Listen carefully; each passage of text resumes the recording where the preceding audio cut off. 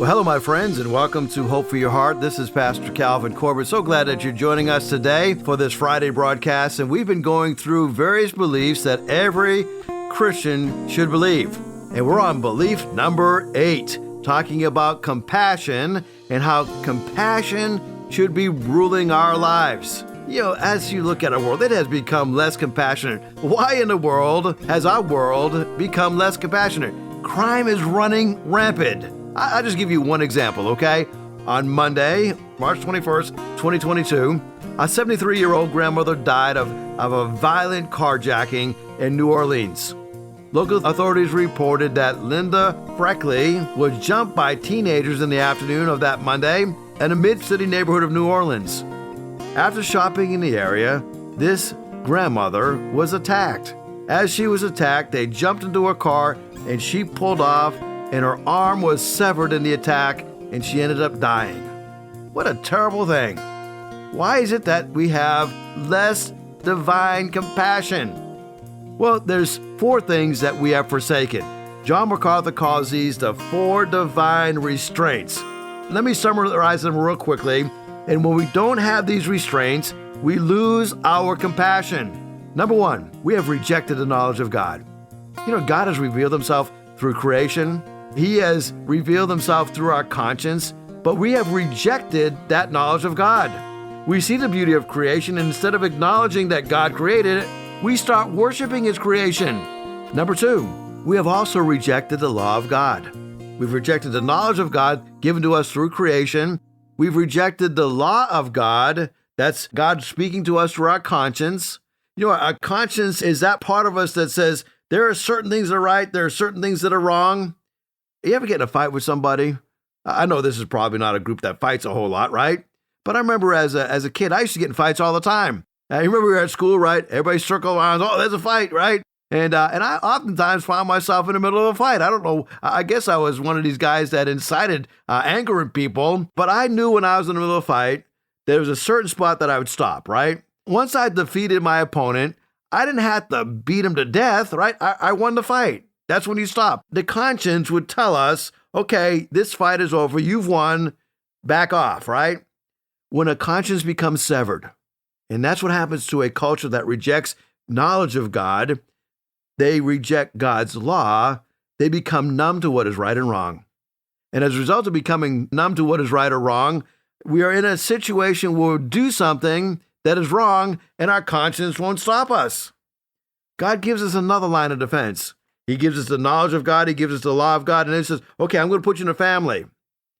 The breakdown of the family, the traditional family, has contributed to the increase of evil. Now, and I don't know if you remember when you were going to school, but I know that if I got in trouble at school, I was also in trouble when I got home. My family made sure that I behaved myself. As a matter of fact, as I was growing up, my dad would remind me, your last name is Corbett. Don't you dare be a disgrace to the family name. The breakdown of the traditional family. You know, those of you who know me well know that I serve as a chaplain at Indian Creek Correctional Center, and I have interviewed literally hundreds of inmates through my 20-plus years of chaplaincy. And as I talk to these guys, it is very rare that I will talk to a guy who's incarcerated who had a strong family relationship. The traditional family breaking down has contributed to evil. Well, God gives us one more line of defense to keep us from going crazy, right?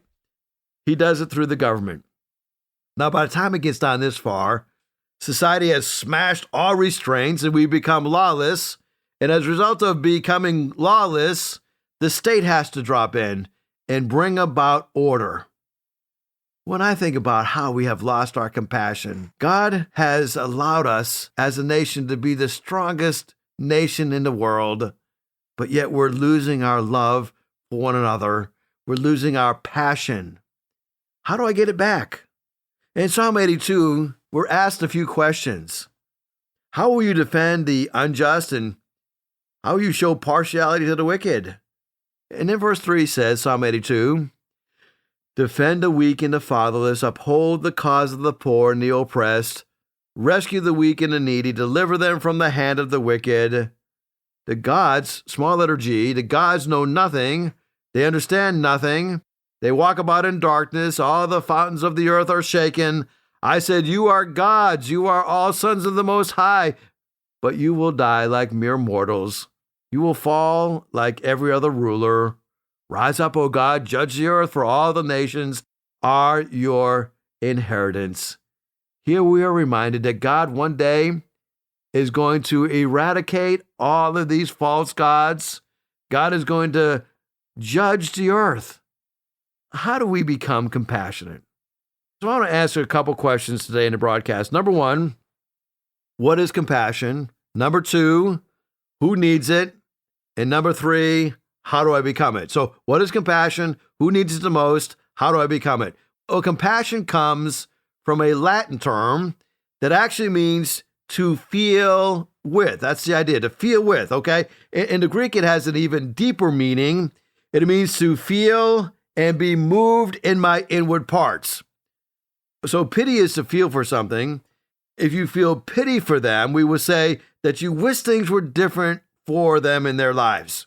You would change things if you could, but you're not necessarily experiencing what they're experiencing. You're not feeling their pain. You're not feeling their anguish. You're not feeling their sorrow or their loss. You're just feeling the pain or trying to empathize with them. To have compassion is to feel with them. It's to feel what they are feeling. It's to go through what they are going through. Now, Jesus lived out his compassion in John chapter 11, standing out at the grave where Lazarus died, and Jesus is there weeping. He's not just feeling sorry for the sisters of Lazarus, but he's feeling what they're feeling. He's sharing in their pain. He's sharing in their grief. He's weeping as they weep. That is what compassion is. Compassion is feeling what somebody else is feeling. It's feeling with them. Now, why is compassion such a high priority for God's people? Well, first of all, God in his word commands it, right? Galatians 6:2 tells us to bear with one another's burdens and so fulfill the law of Christ. Some translations will literally translate that verse to mean forbear one another's burdens, and by doing so, you fulfill the law of Christ. Again and again in Scripture, it commands us to do this. Now, Jesus called us to love our neighbors as we love ourselves. It's over and over again, loving your neighbors like you love yourself. The same way you love yourself, you love your neighbors. In John 13, Jesus tells us that we are to wash the feet of others. Now, that was a culturally way to show compassion in Jesus' day. Now, we demonstrate the reality of God's love in a different way in our culture. We shake hands, we embrace. We don't necessarily wash feet every time we see people, but we embrace them. Number two, the Bible commands it, but number two, compassion is such an important biblical value that it demonstrates the reality of our biblical faith. It shows other people that our faith is real. It's genuine. It is relevant to people where they're hurting and where they're living. You see, compassion in many ways is what people need the most. Mother Teresa said this: loneliness is the great epidemic of Western society. There's this sense of loneliness because we are so ingrained with individualism. Because we are striving to be an individualist, right? Self-supporting, self-sustaining, right? I don't need anybody. I don't want anybody. Because we are so ingrained with this mindset to be individuals, loneliness has now become an epidemic. You see, we need people. And when people feel that somebody feels with them, not just pity for them, the compassion with them, that means that it's something deeply rooted in the human soul. That's meeting them at the place where they most need to be felt and most need to be cared about. So let's talk about who needs compassion. We talked about what compassion is. It's actually feeling with somebody. Who needs compassion the most? Well, according to Psalm 82, those who are abandoned, those who are homeless, those who have lost something. Maybe they've lost justice, right? They have no legal standing. The psalmist says, give justice to the weak and to the fatherless. Way back when President Ronald Reagan was alive and in office, he declared March 21st as National Single Parent Day. Now, it's worth noting that America has one of the highest levels of single-parent families living with children in the world. About 30% of American families are having children under the age of 18, and they're living in a single-parent home. Now, just to put that in perspective, that is the equivalent of 10 million households that are single-parent families. The share of the American family with children living with a single parent, it has tripled since 1965. The large majority of the single-parent families, approximately 75%, are headed by a mother only. In 2020, nearly 19 million children, that's the amount of 25% of all children living in the United States, 19 million children, 1/4 of the children in the United States, were living in a single-parent family. That percentage is now nearly 3 times what it was in 1960. It was 9%. So we are to reach out to those who have been felt and are abandoned through justice by being homeless, who have been abandoned and left alone. There's a second way that we can reach out to those who need compassion. We reach out to those who are abandoned, but then we also reach out to those who are afflicted. I would call these the ones who are helpless. And James says, suppose a brother or sister is without clothes and don't have daily food, and you say to them, "Go, I wish you well, keep warm and well fed," but does nothing about his physical needs. What good is that? So we reach out to those who are afflicted, those who are helpless, those who have suffered something. To be destitute means I have no way of support, no means of support. Maintain the right of the afflicted, maintain the right of the destitute, says the psalmist. In Mark chapter 5, we see there was a woman, and this woman had is what the Bible calls a discharge of blood for 12 years. In other words, she was bleeding for 12 years. Some commentators would say that she had a menstrual cycle that continued for 12 years. And after she had suffered under many physicians, she went to a bunch of different doctors. She had spent all that she had, but she never got any better. As a matter of fact, she grew worse, said verse 26. She heard the reports about Jesus and came up behind him in the crowd and then touched his garment. For she said, "If I can touch even his garments, I will be made well." And immediately the flow of blood dried up, and she felt in her body that she was healed of her disease. And Jesus, perceiving in himself that the power had gone out from him, immediately turned about in the crowd and said, "Who touched me?" Now, Jesus knew who touched him. He wasn't asking that question because he didn't know. He wanted the crowd to know. And he wanted them to see the compassion that he had on this woman. And then the disciples said to him, you're in this big crowd and people are pressing around you, and yet you say, "Who touched me?" And he looked around to see who had done it. But the woman, knowing what had happened to her, came in fear and trembling and fell down before him and told him the whole truth. And he said to her, "Daughter, your faith has made you well. Go in peace and be healed." Now, as I look at this passage of Scripture, I'm reminded that Jesus gave the tremendous example of helping the afflicted, helping those who had no means of support. She was healed. When you look at an incurable condition that constantly brings about pain and suffering and ongoing stress, we are to show compassion on them. I have a dear friend whose son was in a terrible accident that left him paralyzed from basically the neck down. He does have some slight movement with his arms, but other than that, he is basically going to be confined to a wheelchair the rest of his life. I think about that type of person needing compassion. That person is helpless and is going to need help the rest of his life. That is who we're called upon to have compassion on those who have an ongoing condition. There's somebody else who needs compassion.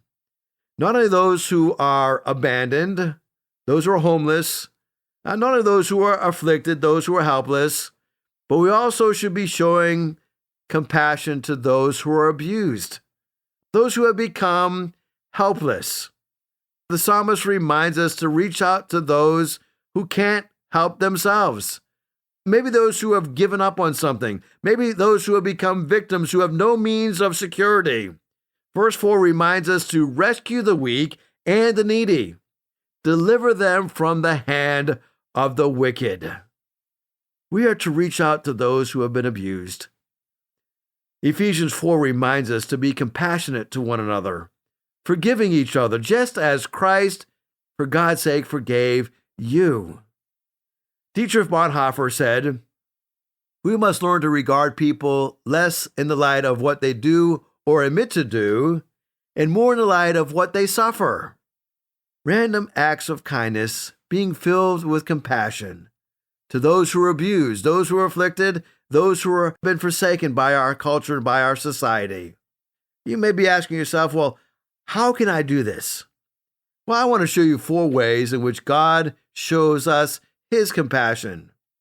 We used to sing that song, "Lord, oh Lord, how majestic is your name in all of the earth." And that's actually a song that is taken from Psalm 8. Psalm number 8 shows us ways in which we can be compassionate because God has been compassionate to us.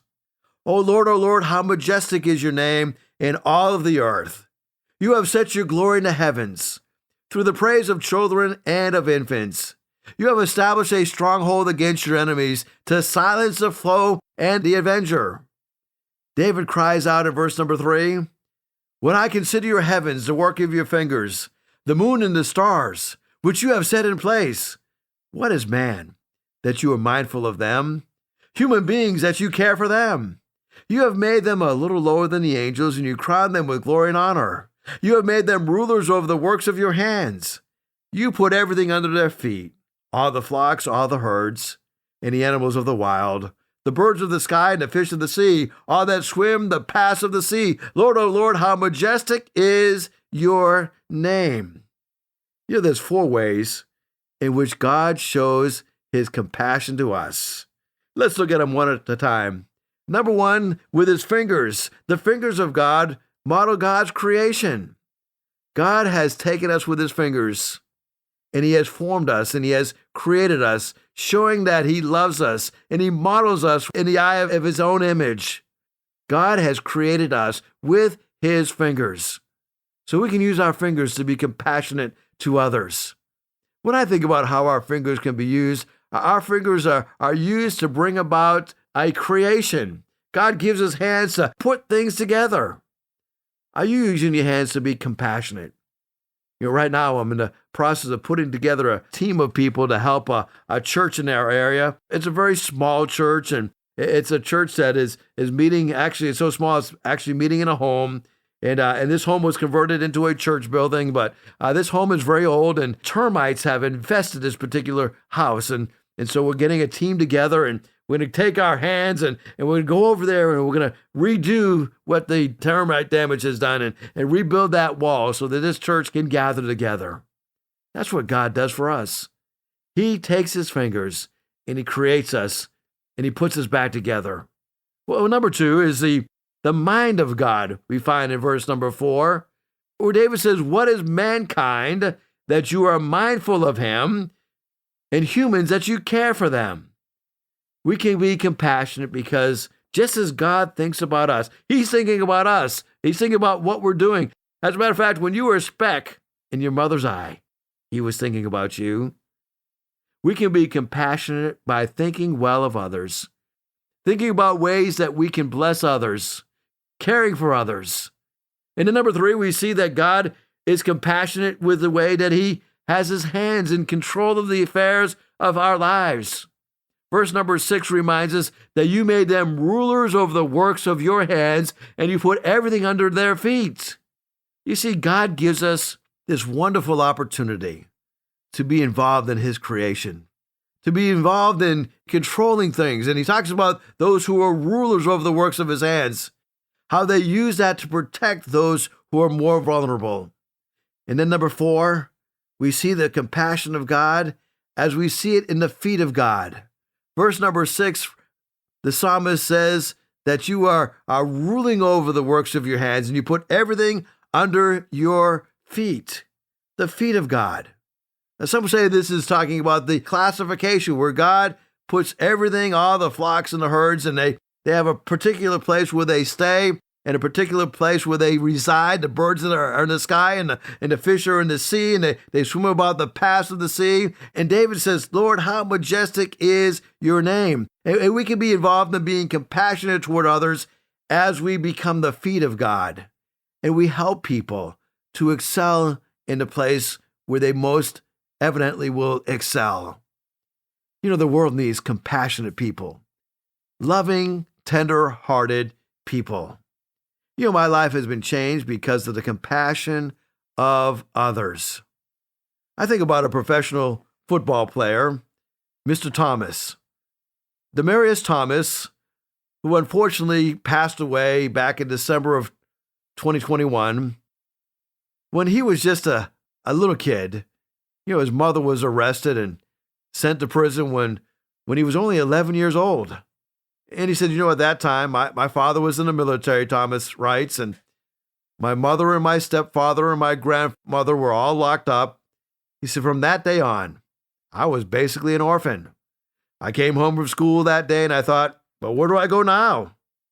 He eventually grew up and made it through high school and made it through college. He became an outstanding wide receiver. But listen to how Thomas described what helped him most. He said, people think orphans are kids whose parents have died, but 80% of the orphans in the United States have at least one parent who is alive somewhere. There are millions of kids just like me across the United States and hundreds of millions all over the world. We rely on the kindness and the couches of others to get us through the day. He said, I had a multitude of help through high school coaches, through a multitude of college coaches. He said, I had deacons and pastors and aunties and uncles and friends. These are people that would help me when I slipped up, whether or not they knew me by name. Some did and some didn't. He says, I talk a lot to kids who have parents in prison or who just left them and abandoned them when they were young for one reason or another. He says, I know the anger. I know the pain. I know the fear, especially the loneliness.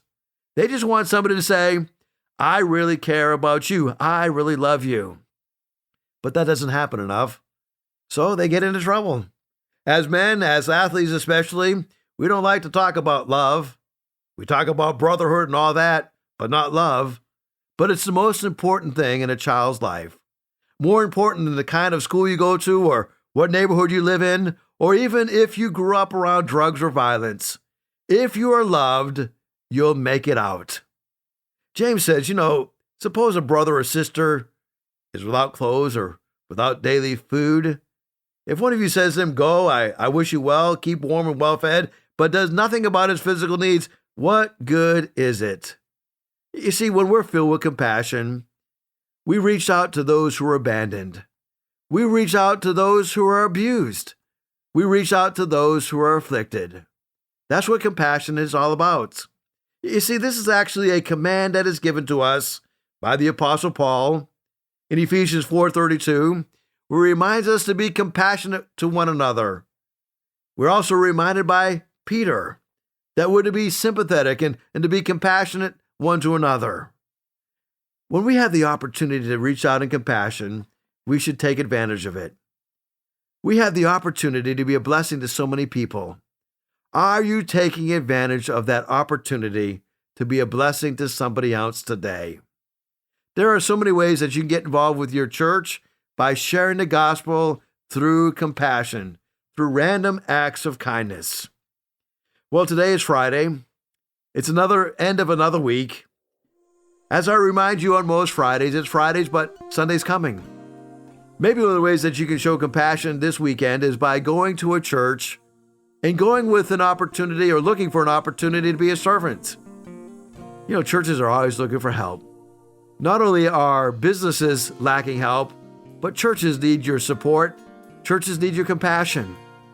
I think that God's plan for reaching the world with the gospel is through the compassion of the local church. Why don't you come and worship the Lord this weekend and then look for an opportunity to serve and be a blessing to your community? I'd like to invite you to be part of Hickory Ridge Community Church. We meet Sundays at 9 o'clock or 10:45. We'll make you feel right at home. We'll give you an opportunity to get to know how we serve our community, there are a plethora of opportunities to serve through the local church. Well, thanks for listening today to the broadcast. I'm praying for you. If you have a prayer request, would you please send that to me at 252-267-2365, 252-267-2365. Thank you so much for listening. God bless you. If you'd like to hear this broadcast again, you can have a free download at buzzsprout.com/1890557, or you can listen on Amazon, Spotify, Google Podcast, and Apple Podcast. Hickory Ridge Community Church is located at 3320 Battlefield Boulevard South in Chesapeake, Virginia.